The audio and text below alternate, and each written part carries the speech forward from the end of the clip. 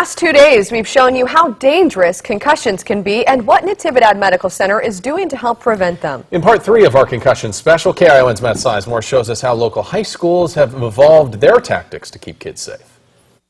It's a 7-day sit period, no matter how much a student may try to fight you to go back in. Salinas schools are taking concussion seriously, making it harder for young athletes who may have suffered a concussion to get back on the field by incorporating an impact test.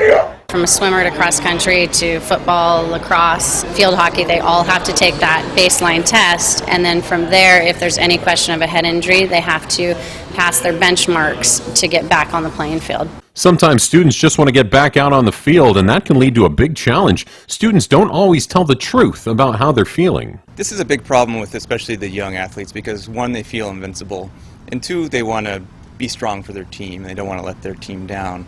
But it's very important that if you think you have a concussion, you tell your trainer or your coach to pull you out of that game. Your long-term health is much more important than a short-term season or even the next game. They have a meeting before the whole season starts. So they bring all the parents in and they do go over it. They make us sign a paper and they go over it with the boys.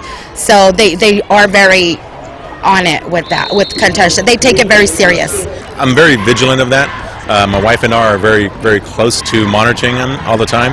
After the game, we kind of talk to him a little bit just to see where his head is, just ask him certain questions, see if he responds. Not talking about concussion symptoms can lead to second impact syndrome. They get to see what the potential danger could be if they did not tell the truth about a concussion, and heaven forbid they got hit again, that they could possibly die from it. During sporting events, Martorella has help from student trainers on the sideline looking for players who might have concussion symptoms. Brittany Tibbs is one of them. Even if we see like the slightest symptom of it, we're like, okay, we're pulling your helmet and you're not going to play for the rest of the week or the rest of the day until you take that test. Trainers, student trainers, and doctors from Natividad Medical Center all working together to make student athletes safe. They use pre-screening, another tool taught through the Brain Smart program. They have a nice baseline where we can get some more objective information. If they do sustain a concussion, we can take a look and see how do they relate to that pre-screening, and that helps us in getting them back to a safe return to play.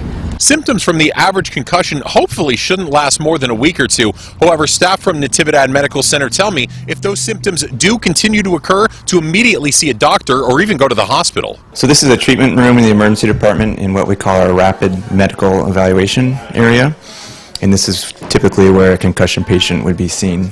But in the end, it may come down to the athlete making a smart decision. They're in the final and most important step in concussion prevention. They don't argue me just because they trust that I have them in their best interest. In Salinas, Matt Sizemore, KION News Channel 5, 46.